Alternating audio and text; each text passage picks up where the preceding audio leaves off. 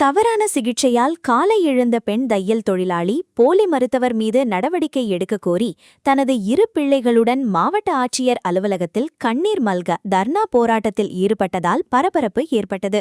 திண்டுக்கல் அருகே நத்தம் பகுதியைச் சேர்ந்த தையல் தொழிலாளி உமா மகேஸ்வரி கடந்த 3 ஆண்டுகளுக்கு முன்பு காய்ச்சலுக்காக நத்தத்தில் உள்ள ஒரு தனியார் கிளினிக்கிற்கு சென்றுள்ளார். அங்கு முத்தையா என்ற நபர் போட்ட தவறான ஊசியால் உமா மகேஸ்வரியின் காலில் சீழ்பிடித்து கால் செயலிழந்துள்ளது. தொடர்ந்து அந்த நபரின் பரிந்துரையின் பேரில் புதுக்கோட்டையில் உள்ள ஒரு மருத்துவமனையில் அனுமதிக்கப்பட்ட உமா மகேஸ்வரிக்கு அவருக்கு தெரியாமலேயே தொடைப்பகுதி வரை கால் அகற்றப்பட்டுள்ளது. கணவனை இழந்து தையல் தொழில் மூலம் 2 பிள்ளைகளை காப்பாற்றி வந்த இவர் தற்போது வாழ்வாதாரத்தை இழந்து தவித்து வருகிறார். இதுகுறித்து பலமுறை புகார் அளித்தும் நடவடிக்கை எடுக்கப்படாததால் மாவட்ட ஆட்சியர் அலுவலகம் மக்கள் குறைதீர் கூட்டத்திற்கு வந்த உமா மகேஸ்வரி தனது பிள்ளைகளுடன் தர்ணாவில் ஈடுபட்டார். போலி மருத்துவர் மீது கடும் நடவடிக்கை எடுத்து தனக்கு வாழ்வாதாரம் வழங்க வேண்டும் என அவர் கண்ணீருடன் கோரிக்கை விடுத்துள்ளார். என் காலில் அப்போ நர்ஸு யாருமே இல்லை. அந்த சர்ஜரி பண்ணல. என் பொண்ணுக்கு 9 வயசு. அவளை வச்சு தான் சார் அவர் பண்ணார். அதுக்கப்புறம் தான் விசாரணையில் தெரிய வந்துச்சு அவர் 10th படிச்சுட்டு ஹாஸ்பிட்டல் வச்சுருக்காருன்னு. நத்தத்தில் அவர் பேர் முத்தையா சிவா கிளினிக்னு வச்சுருந்தாங்க. அவர்தால் இன்றைக்கி என்னுடைய காலே நான் இழந்துட்டேன். அப்புறம் நாங்கள் மதுரை ஜிஹெச் போனோம். அங்கே மூட்டு பகுதிக்கு கீழே தான் எடுக்கணும்னாங்க. அப்படி எடுத்திருந்தாங்கன்னா நான் நார்மலாக நடக்க முடியும். கவர்மெண்ட்டில் கொடுக்குற ஃப்ரீ கால்லே என்னால் நடந்துட முடியும்.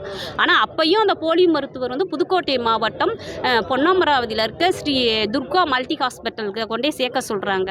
அங்கே சேர்க்க சொன்னால் அங்கே போய் என்னை சேர்க்குறாங்க. 21 நாள் வச்சுருந்ததில் என்னுடைய கால் செப்டிக் ஆயிடுச்சு சார். அதாவது மதுரை ஜிஹெச்சில் உடனே காலை ரிமூவ் பண்ணணும். மூட்டுக்கு கீழ்ப்பகுதி அந்த பொண்ணால் இயற்கையாக நடக்க முடியும்னு சொல்கிறாங்க. ஆனால் அவர் என்ன சொல்கிறாருன்னா உங்கள் பொண்ணை நாங்கள் ஓட வைப்போம் அப்படின்னு சொல்லிட்டு என்னை 21 நாள் நல்லா ரொம்ப கேர் பண்ணிக்கிட்டாங்க. அரை மணி நேரத்துக்கு ஒரு டாக்டர் வந்தாங்க. என் காலை வச்சுருந்ததில் செப்டிக் ஆயிடுச்சு சார். அப்புறம் நான் தான் என்னுடைய கால் கருத்துருச்சு, பேட் ஸ்மெல் வந்துருச்சு அப்படின்னு நான் கேட்கல. சரி இன்றைக்கி ஆப்ரேஷன் பண்ணுவோம், அம்மா பாத பகுதி மட்டும்தான் எடுக்கணும் அப்படின்னாங்க. ஆனால் அப்போ ஹாஸ்பிட்டலில் எங்கள் அம்மா அப்பா வெளியில் போன நேரம் என்னுடைய உறவுக்காரங்க என்னை பார்க்க வந்தாங்க முடியலேன்னு. அவங்கள்ட்ட என்ன காரணம்னு சொல்லாமல் கையெழுத்து வாங்கிட்டு ஆப்ரேஷன் பண்ணினாங்க சார். எனக்கிட்டையுமே நான் அழுதுகிட்டு இருக்கையில அந்த பொண்ணுங்க என்ன எழுதியிருந்தாங்கன்னு தெரியாது. அந்த சைன் கையப்பம்ங்கிற இடத்த மட்டும் மடித்து காமிச்சாங்க. நான் சைன் போட்டேன்.